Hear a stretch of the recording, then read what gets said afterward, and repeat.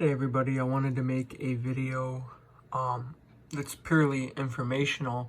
I'm not actually going to show on the car about doing it, but I have a 2015 C300 4MATIC and I had trouble bringing up the service or the workshop menu, that's hidden, so I could do a rear brake pad replacement, because you have to release the electronic parking brake so you can retract the pistons in the back, because they will not retract if you don't do this.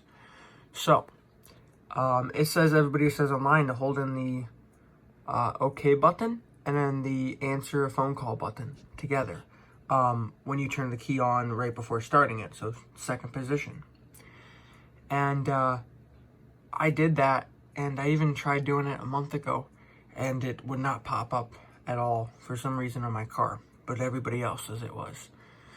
So what I did was, and it has to be on trip as well. I have to show the mileage on the center screen up here. Anyway, I put the key to position 1. You have to have the door closed. You can't have, because it will say, take key out, the key fob. But you have to have the door closed. And position 1, just one click on the push button. And I did it then, and again it was kind of like glitching and not showing up. Then it finally did show up after doing it about 2-3 times, and so that's your best bet if it's glitching out or something. Position 1 and doing it then. After a few tries it should pop up, but yeah, just something I wanted to let people know, because you need that service menu to do rear brake pads on this car.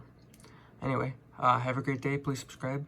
I have more videos coming soon on all kinds of cars, working on them.